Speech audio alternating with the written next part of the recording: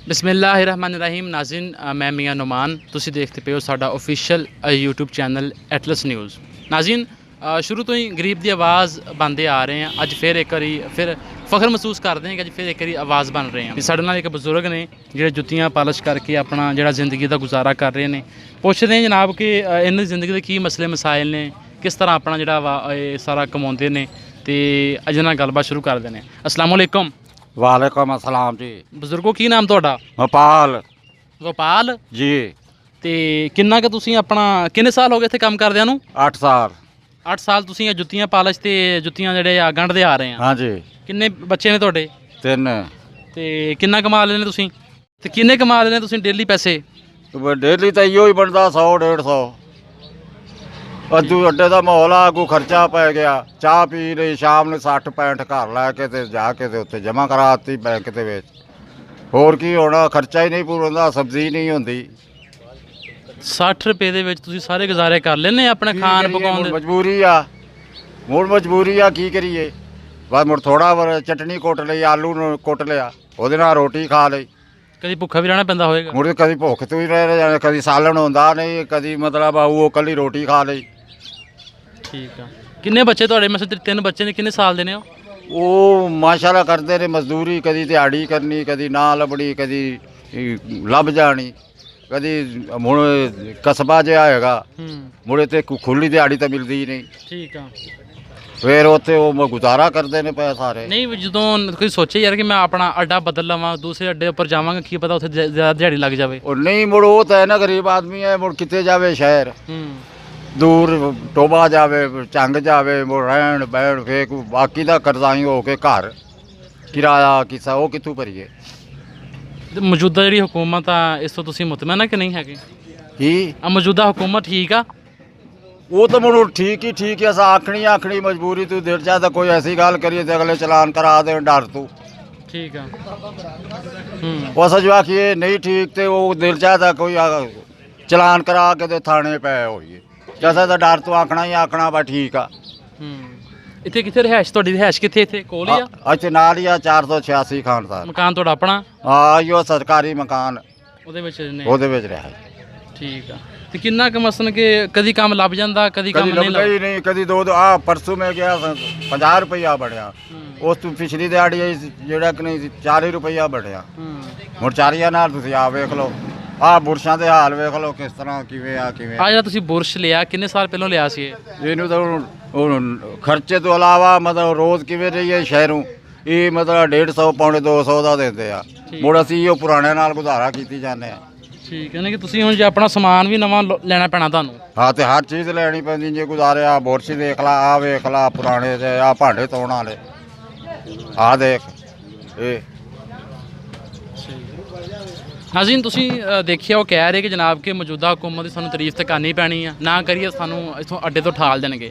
ਬਾਕੀ ਉਹ ਤੁਸੀਂ ਸਮਾਨ ਉਹਨਾਂ ਦਾ ਦੇਖਿਆ, ਉਹਨਾਂ ਜਿੰਨੇ ਵੀ ਬੁਰਸ਼ ਸੀਗੇ ਉਹ ਸਾਰੇ ਪੁਰਾਣੇ ਬੁਰਸ਼ ਪਏ ਆ। ਅਤੇ ਕਦੀ ਉਹਨਾਂ ਨੇ ਕਿਹਾ ਜੀ ਦਿਹਾੜੀ ਲੱਗ ਜਾਂਦੀ, ਕਦੀ ਉਹਨਾਂ ਨੇ ਕਿਹਾ ਦਿਹਾੜੀ ਨਹੀਂ ਲੱਗਦੀ। ਅਤੇ ਲੱਗ ਜਾਵੇ 70 ਰੁਪਏ ਦੀ, 80 ਰੁਪਏ ਦੀ ਲੱਗ ਜਾਂਦੀ ਆ। ਅਤੇ ਉਹ ਕਹਿੰਦੀ ਮੈਂ ਬਜ਼ੁਰਗ ਬੰਦਾ ਵਾਂ, ਕਦੀ ਚਾਹ ਵੀ ਪੀਣੀ ਪੈਂਦੀ ਆ, ਚਾਹ ਪੀਵਾਂ ਦੇ 20 ਰੁਪਏ ਉਹਦੇ ਵਿੱਚ ਵੀ ਲੱਗ ਜਾਂਦੇ ਨੇ, 60 ਰੁਪਏ 40 ਰੁਪਏ ਕਦੀ ਲੈ ਕੇ ਜਾਣੇ ਪੈਂਦੇ ਨੇ। ਅਤੇ ਆਹ ਸੂਰਤ ਹਾਲ ਆ। ਬਾਕੀ ਉਹਨਾਂ ਨੇ ਕਿਹਾ ਜੀ ਕਿ ਮੇਰੇ 3 ਬੱਚੇ ਨੇ ਜਿਹਨਾਂ ਦੇ ਵਿੱਚੋਂ ਕਦੀ ਦਿਹਾੜੀ ਲੱਗ ਜਾਂਦੀ ਆ ਅਤੇ ਕਦੀ ਦਿਹਾੜੀ ਨਹੀਂ ਲੱਗਦੀ। ਅਤੇ ਇਸ ਵੇਲੇ ਤਹਿਸੀਲ ਸ਼ੋਰਕੋਟ ਜ਼ਿਲ੍ਹਾ ਚਾਂਗ ਇਲਾਕਾ ਵਾ ਜਿਸ ਦੇ ਅਸੀਂ ਇਸ ਟਾਈਮ ਵੇਲੇ ਮੌਜੂਦ ਆ। ਉਹਨਾਂ ਨੇ ਕਿਹਾ ਜੀ ਕਿ ਮੈਂ ਆਪਣਾ ਜੀ ਅੱਡਾ ਇੱਥੋਂ ਬਦਲਾਂ, ਸ਼ਹਿਰ ਟੋਬੇ ਜਾਵਾਂ ਅਤੇ ਕਾਫੀ ਸਫ਼ਰ ਪੈ ਜਾਂਦਾ ਵਾ, ਜ਼ਿਲ੍ਹਾ ਜਿਹੜਾ ਆਪਣਾ ਸ਼ਹਿਰ ਚੰਗ ਜਾਵਾਂ ਅਤੇ ਉਹ ਵੀ ਕਾਫੀ ਸਫ਼ਰ ਪੈ ਜਾਂਦਾ ਵਾ। 8 ਸਾਲ ਹੋ ਗਏ ਇੱਥੇ ਮਿਹਨਤ ਕਰਦਿਆਂ ਨੂੰ, ਅਤੇ ਮੈਂ ਹੁਣ ਅੱਡਾ ਵੀ ਨਹੀਂ ਬਦਲ ਸਕਦਾ। ਅੱਗੇ ਗੁਫ਼ਤਗੂ ਕਰਦੇ ਹਾਂ ਜਨਾਬ। ਅੱਛਾ ਚਾਚਾ ਜੀ, 8 ਸਾਲ ਤੋਂ ਜੋ ਕੰਮ ਕੀਤਾ ਤੁਸੀਂ ਨਹੀਂ ਮਸਲ ਕੇ ਹੋ ਸਕਿਆ, ਤੁਸੀਂ ਕੰਮ ਬਦਲਣ ਦੀ ਕੋਸ਼ਿਸ਼ ਕੀਤੀ? ਹੋਰ ਹੁਣ ਕੀ ਕਰੀਏ, ਉਮਰ ਦੇ ਥਕਾ ਦੇ ਨਾਲ ਨਾ ਪੌੜੀ ਤੇ ਚੜ੍ਹ ਸਕਦਾ, ਨਾ ਪੈੜਾਂ ਤੇ ਖਲੋ ਸਕਦਾ, ਕੀ ਕਰੀਏ। ਹੋਰ ਹੁਣ ਕੀ ਕਰੀਏ, ਕੁਰਾੜਾ ਕੰਮ ਨਹੀਂ ਹੋ ਸਕਦਾ। ਮੁੜ ਇਹੋ ਹੀ ਆ, ਮੁੜ ਸਿਰ ਢਾਹ ਦਿੱਤਾ ਬਈ ਹੋਵੇ ਨਾ ਹੋਵੇ, ਜਿਹੜੀ ਮੁੜ ਲੱਭ ਗਈ ਠੀਕ ਆ। ਹੋਰ ਹੁਣ ਪੈੜਾਂ ਤੇ ਮੈਂ ਚੜ੍ਹ ਸਕਣਾ, ਦਿਹਾੜੀ ਕੁਰਾੜਾ ਕੰਮ ਕਰ ਸਕਣਾ, ਉਹ ਤਾਂ ਹੁੰਦਾ ਨਹੀਂ, ਉਹ ਤਾਂ ਹੁੰਦਾ ਨਹੀਂ। ਹੁਣ ਨਾ ਮੈਂ ਪੈੜ ਤੇ ਚੜ੍ਹ ਸਕਦਾ, ਹੁਣ ਜਿਹਨੇ ਦਿਹਾੜੀ ਦੇਣੀ ਉਹਨੇ ਤਾਂ ਆਖਣਾ ਬਾਬਾ ਕੰਮ ਕਰ, ਆ ਕਰ ਆ ਕਰ, ਹੁਣ ਮੇਰੇ ਤੋਂ ਨਾ ਹੋਵੇ ਕੀ ਕਰਾਂ। ਮੁੜੇ ਇੱਥੇ ਚੁੱਪ ਕਰ ਤੇ ਗੁਜ਼ਾਰਾ ਕੀਤੀ ਜਾਣਾ। ਨਿਆਣੇ ਜਿਹੜੇ ਤੁਹਾਡੇ 3 ਨੇ ਉਹ ਪੜ੍ਹੇ ਨੇ? ਨਹੀਂ, ਉਹ ਅਨਪੜ੍ਹ ਆ, ਪੜ੍ਹਾ ਨਹੀਂ ਹੋਏ। ਆਪਣੀ ਬੋੜੀ ਦੀ ਜ਼ਰੂਰਤ ਹੀ ਨਹੀਂ ਹੋਈ ਸੀ ਪੜ੍ਹਾਉਣ ਨੂੰ। ਕੀ ਕਰੀਏ, ਮਹਿੰਗਾਈ ਆ ਕੀ ਆ ਸਕੂਲਾਂ ਦੇ ਵਿੱਚ।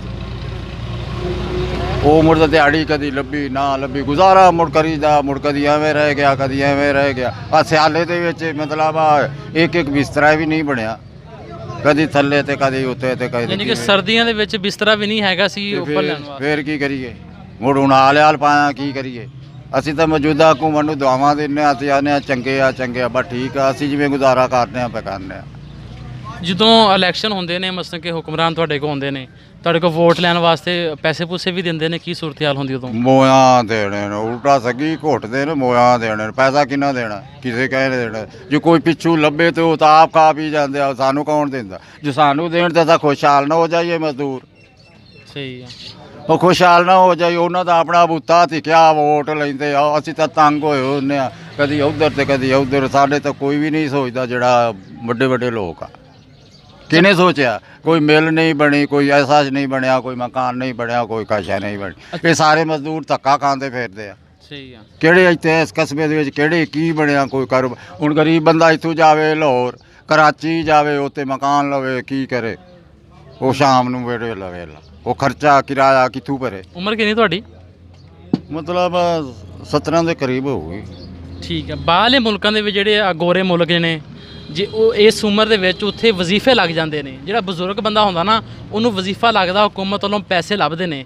ਤੁਸੀਂ ਵੀ ਜਾਣਦੇ ਕਿ ਪਾਕਿਸਤਾਨ ਦੇ ਵਿੱਚ ਰਿਆਸਤ ਮਦੀਨਾ ਦੇ ਵਿੱਚ ਵੀ ਇੱਦਾਂ ਦਾ ਕੋਈ ਨਿਜ਼ਾਮ ਆਵੇ ਕਿ ਜਿਹੜੇ ਬਜ਼ੁਰਗ ਬੰਦੇ ਨੇ ਉਹਨਾਂ ਨੂੰ ਵਜ਼ੀਫਾ ਲੱਭੇ ਤੇ ਉਹ ਆਪਣਾ ਰੋਜ਼ੀ ਰੋਟੀ ਕਮਾ ਸਕਣ ਤੇ ਗੁਜ਼ਾਰਾ ਕਰ ਸਕਣ। ਅਸੀਂ ਉਹ ਬਈ ਉੱਥੇ ਜਾਈਏ? ਨਹੀਂ, ਉਹ ਨਿਜ਼ਾਮ ਇੱਥੇ ਆ ਜਾਵੇ। ਤੂੰ ਆ ਜਾਵੇ ਤੇ ਆਵੇ ਤੇ ਤਾਂ ਕਿ ਅਸਾਂ ਪਹਿਲੂ ਖੁਸ਼ ਹੋਈਏ, ਜਿਵੇਂ ਗੱਲ ਨਾਲ ਗੱਲ ਕਰਕੇ। ਅਗਲੇ ਕਰੇ ਨਹੀਂ, ਸਾਰੇ ਵੱਡੇ ਵੱਡੇ ਇੰਜ ਮਾਰ ਕੇ ਆਉ ਜਾਂਦੇ।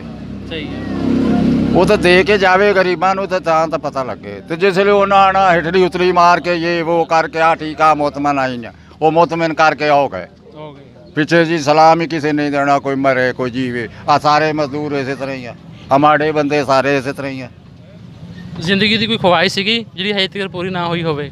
ਕੀ ਕੋਈ ਜ਼ਿੰਦਗੀ ਦੀ ਖਵਾਇਸ਼ ਸੀਗੀ ਹਜੇ ਤੱਕ ਪੂਰੀ ਨਾ ਹੋਈ ਹੋਵੇ? ਜ਼ਿੰਦਗੀ ਉਹ ਕਿਹੜੀ ਹੁੰਦੀ? ਗਰੀਬ ਬੰਦਾ ਚੁੱਪ ਕਰਕੇ ਫੇਰਦਾ ਹੁੰਦਾ। ਕੀ ਬੰਦਾ ਹਾਲ ਪਾਵੇ? ਸ਼ੁਕਰ ਅੱਲਾ ਹਮਦੁਲਿਲਾ, ਮੁੜ ਅੱਲਾ ਪਾਕ ਦੇ ਆਕੜਾ ਸ਼ੁਕਰ ਅੱਲਾ ਹਮਦ, ਠੀਕ ਹੈ ਜੀ ਕਿ ਤੂੰ ਕੀਤਾ। ਇਨਸਾਨ ਦੇ ਵਾਸਤਾ ਜਿਹੜਾ ਉਹ ਹੀਲਾ ਬਣਦਾ, ਉਹ ਤਾਂ ਕਰਦੇ ਨਹੀਂ। ਅੱਲਾ ਪਾਕ ਆ ਜਿਹੜੀ ਲਿਖੀ ਜਾਂਦਾ ਉਹ ਦਿੱਤੀ ਜਾਂਦਾ। ਸਹੀ ਆ। ਜੁੱਤੀ ਪਾਲਿਸ਼ ਕਰਦੇ ਨੇ, ਕਿੰਨੇ ਪੈਸੇ ਲੈਣੇ ਇਹਦੇ? ਉਹ ਇਹਦੇ ਤਾਂ ਮਤਲਬ ਆ ਕਿਸੇ ਤੋਂ ਮਜਬੂਰੀ, ਤੂੰ ਤੇਰੇ ਵਰਗਾ ਮੁੰਡਾ ਆ ਗਿਆ ਯਾਰ 20 ਨਹੀਂ ਲੈਣੇ 30 ਲੈਣੇ ਆ। ਠੀਕ ਆ। ਉਹਨੇ ਆਖਿਆ ਯਾਰ ਬਾਬਾ ਯਾਰ ਕੋਈ ਨਹੀਂ ਯਾਰ ਗੁਜ਼ਾਰਾ ਮਸੇ ਹੁੰਦਾ, ਚੱਲ ਬਾਬਾ 30 ਲੈ ਲਾ। ਕਿਸੇ ਨੇ ਆਖਿਆ ਨਹੀਂ 20 ਨਹੀਂ ਦੇਣੇ, ਸਾਡੇ ਕੋਲ ਤਾਂ ਹੈ ਹੀ 10। 10 ਵੀ ਲੈ ਲੈਣੇ। ਉਹ 10 ਲੈ ਲੈਣੇ। ਫੇ ਉਹਨੂੰ ਉਹਦੇ ਨਾਲ ਜਰਾ ਕਰੀਏ ਬਈ ਚਲੋ 10 ਤਾਂ ਆ ਗਿਆ।